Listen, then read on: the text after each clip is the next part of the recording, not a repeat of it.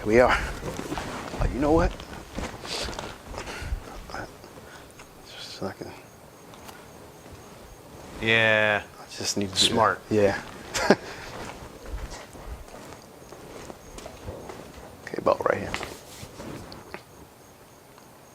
All right, ladies and gents, I am here with the 2018 Lamborghini Huracan Performante. I said Huracan. Okay. Start over. No worries. No worries. All right, ladies and gents, I am here with the 2018 Lamborghini Huracan Performante. Stealth. This thing is sinister. Sinister. Black on black on black. He got the triple black theme going on. All right, so let's take a little quick walk through this vehicle. As far as the front, the wheels are staggered. In the front, you got the 235/30/20. These also 6-piston ceramic rotors. These things are massive. And as we go over to the rear, got the 4 pistons in the rear. Carbon ceramics all the way around. And in the rear, we're sitting at 305/20. In the rear, we're sitting on 305/30/20. Again, the staggered setup. This vehicle is a monster. V10 engine, 631 horsepower at 8,000 RPM. And in Italy, you actually get a little bit more. You get 640. So is that their way of saying that their cars are faster than ours? I don't know. But let me introduce you guys to the owner, Pat. You probably remember him from the channel back when he had the i8, then he had the NSX, then he had the Porsche. Man, this guy had so many cars. Look, Pat, I appreciate you for inviting me over to look at this beauty, man. Absolutely. Look, give me a little walkthrough of this thing, man. Yeah. So I always wanted a Lamborghini. Yeah. Always wanted a Lamborghini. And you know, when I got the i8, like, it was different. And we went for a ride, and we were just, we enjoyed the car. It was different than anything else on the road. And, I stepped up into the NSX. We just weren't around with each other at that time. We didn't get a chance to hook up. We did. Did we actually? At the track. Oh, I forgot about that. That's right. When E-Vapors came in town. That's right. Yep. That's right. So I did get to see it. Did get to see it, but we didn't get to have this, right. this one-on-one time that we're getting today. That's true. And, the Huracan Performante, it holds its value. Mm-hmm. That's the reason why I wanted this car. I learned that I had to pull some strings on my end in order to make sure that I could get in and get out of a vehicle without losing a lot of money on depreciation. That's why I got the Performante. But then it's also one of the best cars to be able to drive. Mm-hmm. Everybody that's driven these says this is a driver's car. Got it. This is the best driver's car. Okay. So it really fits me because I love to drive. Yeah. I don't just want to take this somewhere and park it and look at it. Right. I want to drive the car. And see, that's what we're doing today. So I'm glad you came over, and I'm glad I could show you this car and actually get on the road with it. Let's do it. So let's do a little walkthrough of the vehicle. You can talk about some of the specs. I know you was pointing out as we was talking offline, you talked about the front lift, you talked about the rear spoiler. I'm gonna let you take over, man. You're the expert on this car. Absolutely. So this has a front lift on it. It's an option, and it gives you 3 inches of lift. Okay. So that if you're gonna go somewhere that you might bottom out, you just hit the button. It's air actuated. Is it raised now? It is not raised right now. Okay. So this is down where it needs to be when I'm driving. Some people lower these cars. I don't think it's necessary. Mm-hmm. For me, I'm happy with the stance on it right now. But it gives you 3 more inches. Okay. So if you need to go up a driveway, you're not bottoming out. Yeah. So it does have that front lift. It also has the ALA system. And I know there's a Lamborghini term for this. I don't remember it off the top of my head. But it's aerodynamics. Okay. So up here in the front, we have the ALA, which it captures the air coming at the car and allows some of that air to go underneath the car. So this front diffuser is here. This is going to have some downforce on it all the time, but there's 2 holes right here, and these will open up and allow the air to go under the car so you don't have as much downforce, which will give you better speed. But then if you hit a turn, the car knows you're going into a turn, it closes these flaps, and now you have the downforce in the front. The same thing is true for the rear. In the rear of the car, we have the ALA system in the back, and I know you're going to do your B-roll. Yep. In the rear of the car, we have the ALS system here in the back, And both of these units will take in air and direct it up inside the rear spoiler, and there are holes in the bottom. The air will come out the bottom and stall either the entire wing or one side of the wing or the other side of the wing, so that you don't have all this downforce when you want to get speed. But then you go into a turn, it'll put all that pressure back on that one side, so you have the downforce on the one side. Sweet, sweet. What type of carbon is this? This is all forged carbon. So what they do is they take carbon fiber and they mash it together and they compress it and they create this. And this is mainly a Lamborghini thing. The newer Lamborghinis now have the weave, so it has the traditional kind of carbon fiber. But yeah, this has the carbon fiber that's that mashed, all mashed together. Do you want to talk about the internal, or do you want Absolutely, to talk about the paint? absolutely. Well, let's talk about the paint first. This is a Nero Nemesis matte, so it's a matte finish, and this car has been completely wrapped in Stealth PPF. Mm-hmm.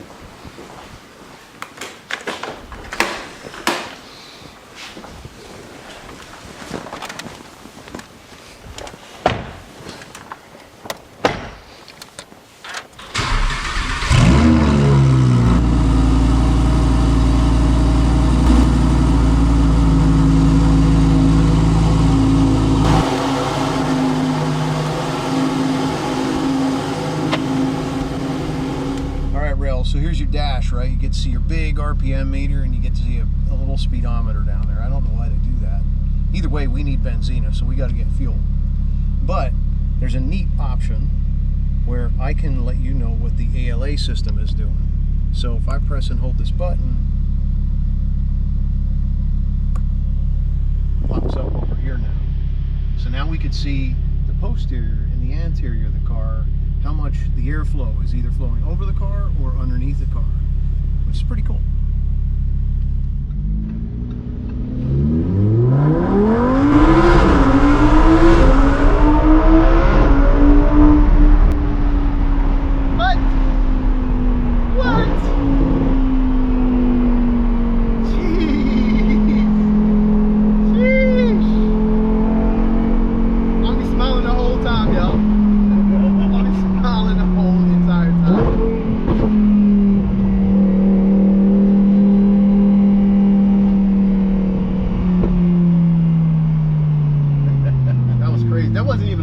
True launch. No, that wasn't a launch. That was just a roll. I just put my foot to the floor and shifted. Insane.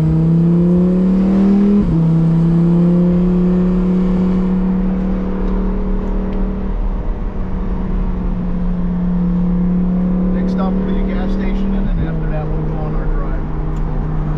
All right, guys, we're about to stop and go grab some gas, and we'll go for a ride. Just chat a little bit more. Lamborghini talk, y'all. It's car talk, Lamborghini stop.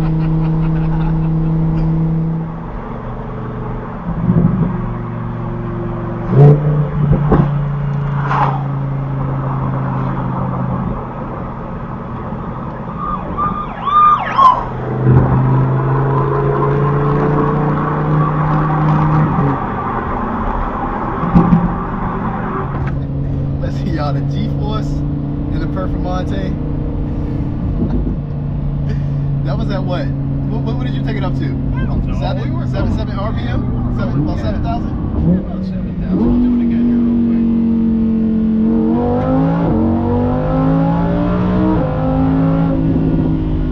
Not even 7. This car will do 0 to 60 in 2.1. 0 to 60 in 2.1 seconds. Yeah, I think it's a 10.1 second quarter mile. Insane.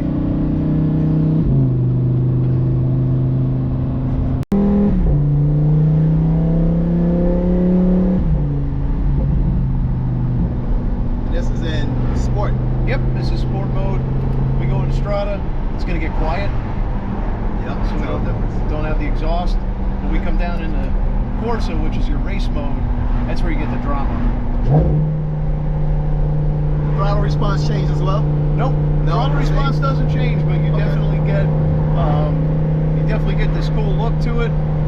You get manual shifting only, and you get some important statistics, chronographs, and things like that if you're on a racetrack, so you can actually capture your time. I don't know how any of that stuff works. And then over here you can see where we're getting our downforce in the front and the back.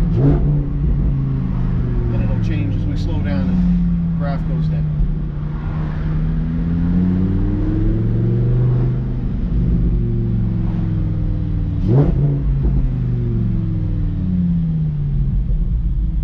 How much to fill up this thing, Pat? Well, it's got a 20-gallon tank, so we're probably going to hit about 15 gallon, 15, 16 here. And 93 octane, of course, because what's the burn high test? 16, there we go. We got our benzina. You got to learn Italian when you drive this car. You got benzina, you got olio for the oil, aqua for the water.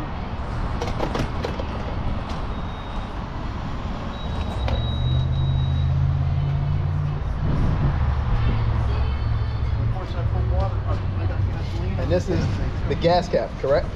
Yep, so there's actually no gas cap on this. When you open this up, it's one of those automatic jobs. First thing, we're gonna put up the front lift. So we're gonna press this button here. Because there's a little hump here and I don't know how high this hump is. Look at that, no problem at all. We got another one up here. Now this front lift will automatically go down at 45 miles an hour. Oh, so you don't even have to lower it? Nope. But now we just cruise over these speed humps. That was a big one. No problem at all. Pat, yes. How did the journey of cars begin for you? So my dad was a mechanic. And he was also a car guy in the 50s. They were hot rodding cars. And he's the one that got me interested in cars. I always enjoyed going to the car cruises with him and car shows, and he would tell me about all these cars from the 50s and 60s that he owned and he worked on and he hot rodded. He did all the engine work in them. I remember him helping buddies tear brand new engines out of cars so they can go over all the crankshafts with the emery cloth in order to make it so smooth where the connecting rods would attach and the engine would produce more power, things like that. So yeah, he was my inspiration and he taught me how to work on cars. So I could bring the car home and I could do simple oil changes, do suspension work, you name it. If I could do it in the garage, I will do it. And I really enjoy doing it. So yeah, that's what really got me started. And of course, having Corvettes. First thing I wanted when I joined the Army was a Corvette. I bought a 1978 Corvette on my military pay, which was very little, but I had to have it. And I loved the car. I absolutely loved the car. So after that, my dad and I worked on it. We were able to get ourselves into some shows and win some trophies with this car. So it was a great car to learn on, and it was also a great car to spend some time with my dad. So nice. Yeah, that's what kicked it off. Got rid of that 78, got into a 97 Corvette. Financial crisis hit in 2008. I sold everything because I was working for Citibank at the time. And 10 years later, bought the i8. Loved the car, but I wanted more. So I bought the NSX. I love the car, but I wanted the sound. And here we are today. We're in a 2018 Lamborghini Huracan Performante. And now our lift is going down because we went over 45 miles an hour.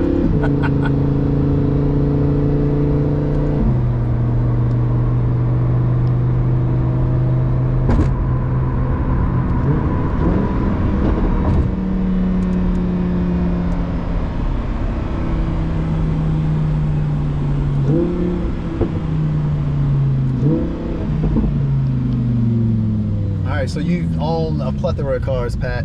Corvettes, NSX, Porsches, probably other things that I don't know about. Comparison to the Lamborghini, talk about it. Yeah, so this car is by far more than I ever had in the past. And it's actually also more than I expected. This car did not, this exceeded my expectations. I will say that the Lamborghini badge gets so much attention. I always wanted a Lamborghini. I had the Countach poster up on my wall in my bedroom as a kid. Always wanted a Lamborghini, so I knew that when the time came, I could get into a Lamborghini and I can enjoy the car. But what I didn't expect is the amount of attention that comes with this car. Every red light I stop at, people say, "What do you do for a living?" I say, "Oh, I'm a government employee. I work for the federal government." "How'd you end up with this car?" I said, "Well, I sold all my cars. I sold my house, and I decided I'm going to buy a Lamborghini." And that's exactly what I did. So I took that wealth that I had in those things, with the car market being high, with the housing market being high, and I said, I'm going to sell it all. I'm going to move into a rental home with my wife, and I'm going to take a portion of that money that we got from selling everything, and I'm going to buy a Lambo. And it was super easy for me. I'm in the Exotic Car Hacks community, and PJ from Exotic Car Hacks teaches you how to get into these cars, the right cars, at the right price, with the right spec, and be able to exit out of them with the least amount of money lost, with the least amount of depreciation. So I've been with Exotic Car Hacks since I had the i8. So I had the i8, in and out of it, I lost $2,000, and I drove it for 3 years. NSX, I lost $3,000, and I drove it for 3 years. Now with this car, hopefully, I only lose about $1,000 or $2,000 if I keep it for about a year. But if I keep this thing for 3 years, I might lose about $2,000 per year, just because of how depreciation works with mileage on these cars. But my goal is really to keep this for about 1.5 years and see what happens. But if I buy another house, you know, I may have to get rid of this car because I sold the house to buy the car. I'm just transferring that money around. It's a nice way to enjoy the wealth. Good old wealth transfer. But like you said, the housing market is crazy right now. Interest rates are crazy, no matter how good your credit is. Interest rates are crazy. So yeah, salute on that move, man. Look, like I mentioned to you, you seem like you're a well thought out, very planned, very laser focused person. Would you say that's correct? Yes, actually. Have you always been like that? Yes, it's part of the thing, and I think a lot of people get stuck in analysis, is that they're going for perfection. So as a youngster, you know, I always felt like I need to do more in order to be better, and if I'm better, then I'm going to have more success, and it can turn into an obsession. So I've let that part of me go. It's part of everybody, but I let that part of me go. But when it comes to setting myself up for success financially, that's in the forefront of my mind, because it's something we can control. And if we can control where our money's going, like, are we spending it on things we don't need? I mean, there's necessities, and everybody has them. And regardless of where your income level is, regardless of what your status is, there's a certain amount of money that goes out for needs, and you gotta cover those first. And then there's a certain part of your money for those wants. And those are, maybe you want to get the Fitbit or some kind of watch, or the radar detector for your regular car. You know, it's a want, or, you know, some kind of cell phone. You get it, but it's a want. And if you're able to pull that off without really hurting you financially, great. Now you just take that up a notch. You go, okay, now I want this car. How can I get into this car without it hurting me? And so you've got to keep everything in mind. You've got to make sure you take care of yourself. You got to feed yourself. You got to house yourself. You got to take care of your family. You got to take care of your spouse. There are things that you really got to have in the forefront of your mind.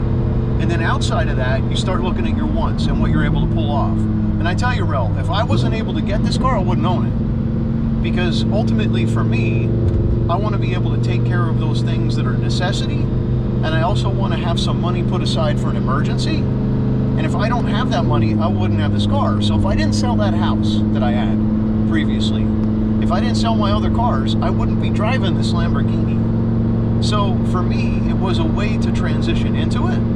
And therefore, when we move out of our rental home, we got a rental home with a 3-car garage. You've seen it, it's pretty big. But I needed a 3-car garage. So had to get this massive house attached to this 3-car garage, unfortunately. But it's a rental, and it's temporary. So when we start looking for a house, I now gotta have that mindset of, where do I need to put my money so that I can live in a house for a certain period of time, and I'm not doing things like financing a car. I'm okay financing a house, and maybe I'll keep this Lamborghini, but if I have to get rid of this, that's fine. I'm gonna get into a Z06 C8 Corvette, because number one, it's economical.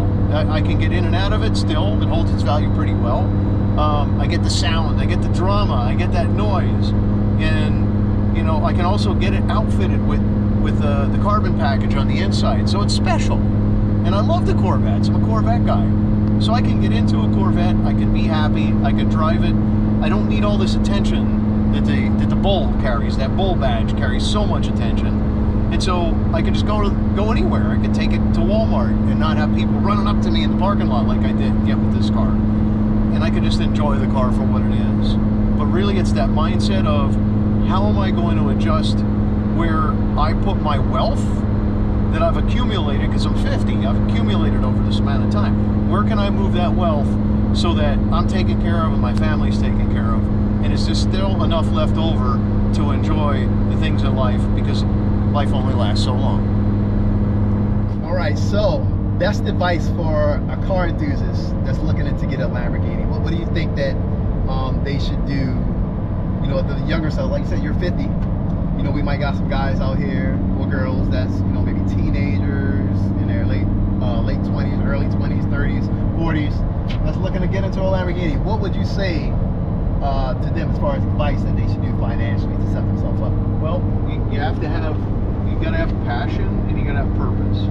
So you find your passion, you find your purpose, and that's gonna give you the ability to get yourself into a position where you could earn money, because your biggest builder of wealth is your paycheck. So you're going to work for somebody or you're going to work for yourself, but no matter what you do, find your purpose and really align yourself with that, and then try to find a way to up-level yourself. So when I was growing up, get a degree, get a job, you'll get a pension. You know, there was a lot around that it's constantly changed. And in today's like social media, there are ways to make money on TikTok, on Instagram, by coming up with a product or selling coaching or providing people with some type of a tip to be able to do better on their self, you know, for themselves. And it's something that you learned and you're able to pass that on. So number one, find your passion, find your purpose, and lock into that. Find a way to leverage that in order to create wealth. That's number one, and I suggest that for anybody at any age. Now, you're looking at this specific car, all right? You have the wealth already. You're able to get into this thing. You're able to put money down on the car. Let's say you don't have the money to buy it outright. You're gonna finance. So you're gonna put money down on the car.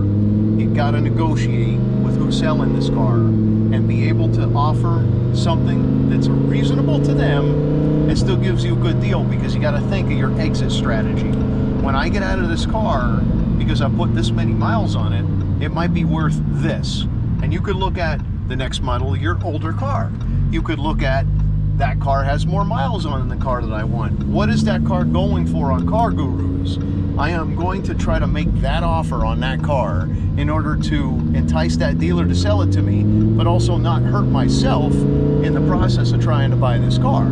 So that's number one, negotiation. Number two, pre-purchase inspection. Every single Lamborghini that's been bought has a problem. So if you're looking at a used Lamborghini, you're gonna have a problem. You wanna be able to reduce your risk by sending every car to pre-purchase inspection. I sent 4 cars to pre-purchase inspection. 3 of them were completely messed up. 1 had odometer fraud.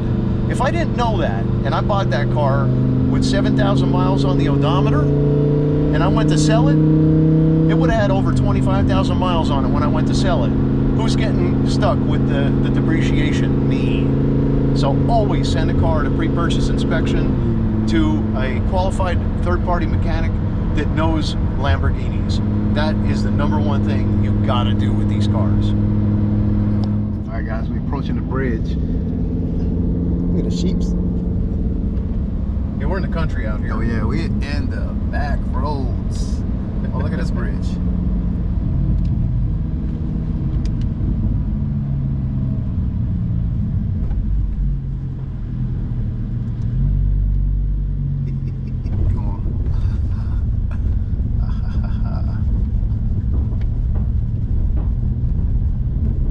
These things were designed way before Lamborghinis.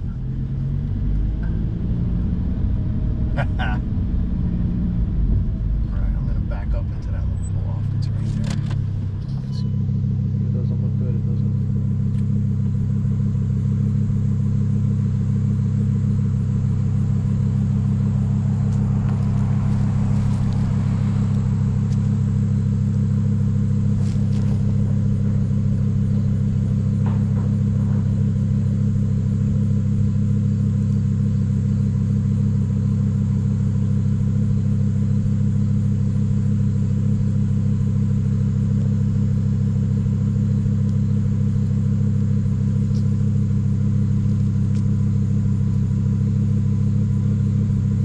come out?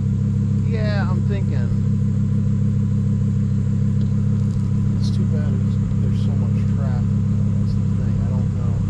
I'd love to park it up at the bridge, but I'm going to end up blocking traffic. So I'm not going to do that.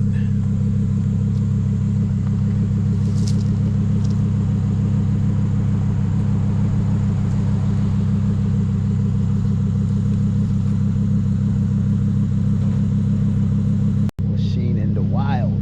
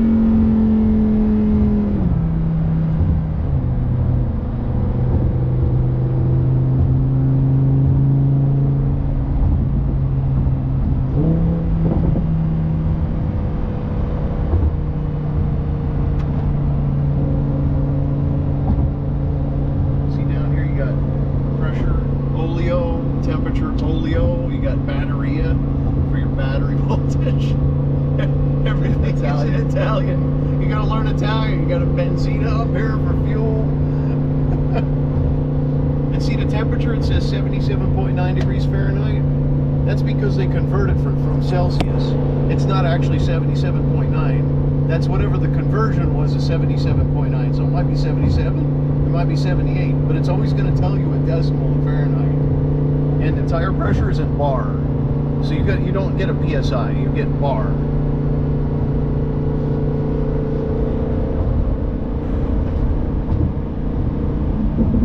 It's the weirdest thing.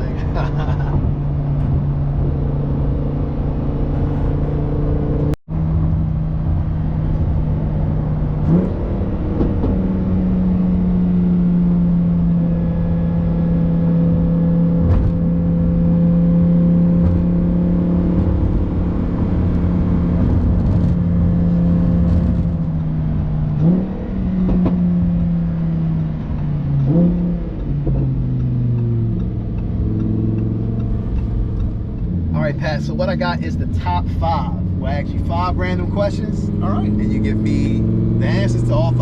I'll give you 5 random answers. 5 random answers. All right, so first question. What's your dream car? I'm driving it.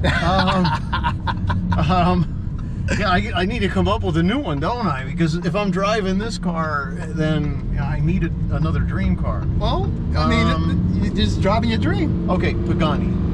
Pagani Huayra. Yep. All right. Favorite restaurant? Ooh, that's a tough one. So I had to switch my diet because I got this aortic aneurysm now, so I've been eating a Mediterranean diet. So I will go to Panera and get the Mediterranean salad. That is like the #1 thing for me. I love the taste of it, and it's healthy for me. Favorite destination place to visit? Montana. And I went there this year.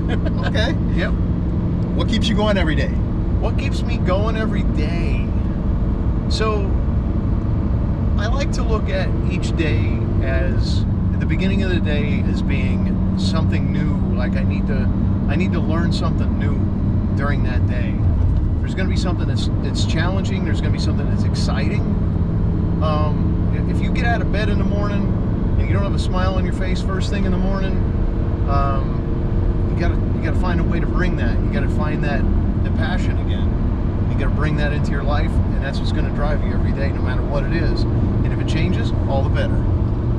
All right, last and final question, Pat. You ready for this one? Oh yeah. How do you want to be remembered? Contribution. My big thing is, with my YouTube channel, is I provide my time and my experience, my wisdom to other people.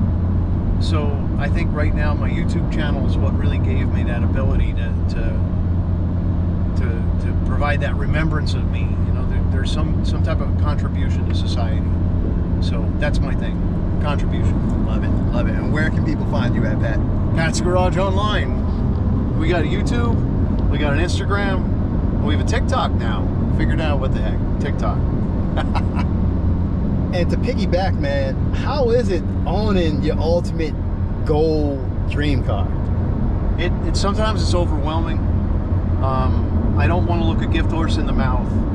Not everybody can do this, and for that, I mean, I'm very grateful. I'm humbled by that, and I wish everybody could do this, and I know that not everybody can. So, you know, it does humble me, and it gives me that feeling that, you know, I'm really lucky. And sometimes I'll look down at this badge and it'll bring a tear to my eye when I'm driving this car, because I never thought I'd be here, and I'm getting the chills now just thinking about it. So yeah, it's definitely a humbling experience. But see, I'm picky like that, you know? I get it. Look, you're a professional, Pat. We at bridge number 2. Pat getting the shots of the Performante at another covered bridge. There's tons of covered bridges out here in Frederick. Tons of land. Tons of land. All you see is Smell the cows. acres. Can you smell them? Yeah, you can. Look, every farm has animals. Every farm has animals. Look, if you have all these acres, you better have some crop and you better have some animals out here. But that's a waste.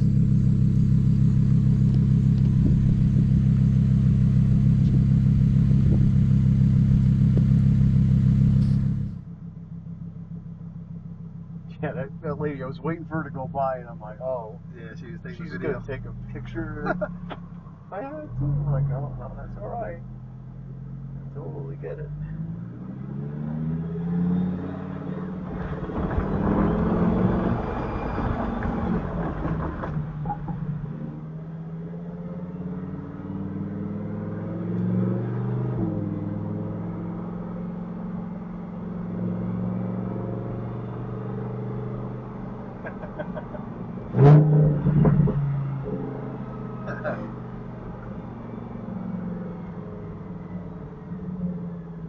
Pat, you can't go 5 feet in this thing without somebody giving you a thumbs up, pulling out their phone. This is really a car for the people. Yes, yes. It gets way more attention than you'd ever think. Way more. How did you like the Cars and Coffee so far? Taking us out to Cars and Coffee, and you say you just went on a rally. Yeah, so the Cars and Coffee is great because that crowd is typically car people. So I'm used to getting the attention with the IE, with the NSX, with this. I mean, any car you bring out to Cars and Coffee, they're car people. So you're always going to associate with people that think your car's cool and they have questions. So get it all the time. But I did do the Bullfest rally, which is 60 Lamborghinis, and I got to tell you, that was way cool. It was a good crowd of people, and you know, there are all kinds. People that are business owners that own Lamborghinis, or you know, people who want to make a name for themselves own Lamborghinis. So you get this huge, diverse population of Lamborghini owners, and we're all out on the road together, and we're all just, you know, hearing the sounds of the cars. And you look in the rearview mirror, you see nothing but Lamborghinis, and there have been videos posted to Instagram of just normal people driving down the road, and they're like, oh my God, Lamborghinis everywhere, what's going on? But the children in the cars with their cell phones or their iPads, and they're taking, you could just tell that they're just blown away by this. This is something they've never seen before. They've only seen it in a video game or online or whatever. Put smiles on their faces, and that's really what's important. I can't tell you how many kids already I've offered to let just sit in this car, and the parents taking pictures. It blows them, just blows them away, and it makes me feel good too. So yeah, it gets all kinds of great reactions. What a beast, Pat. What a beast.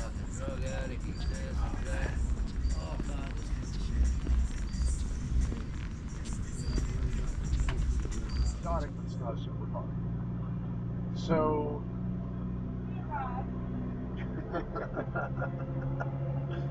so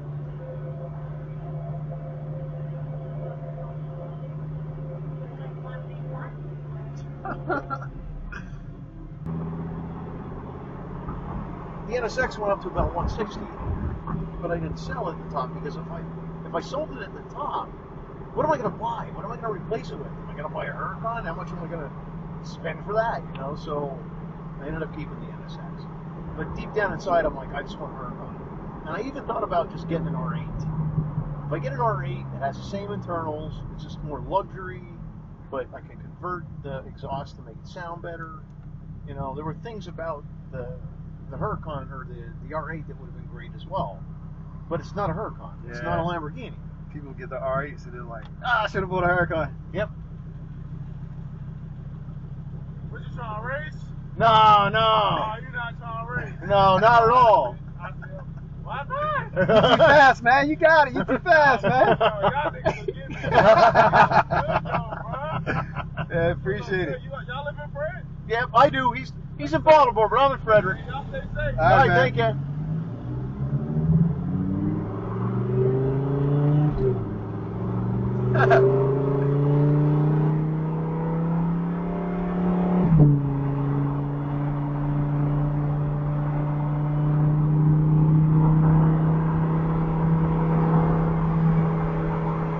Right, filming you.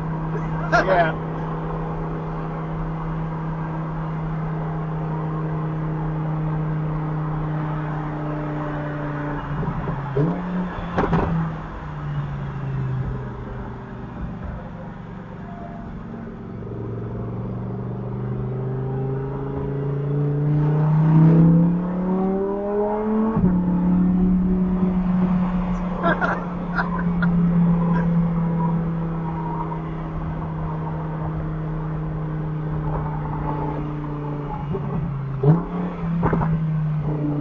Crackles, man. I love it.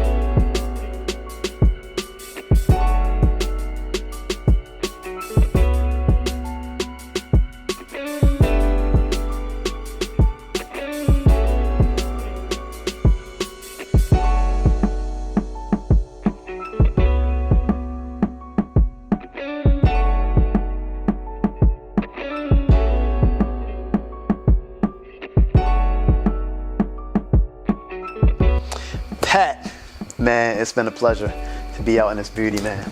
For sure. For sure.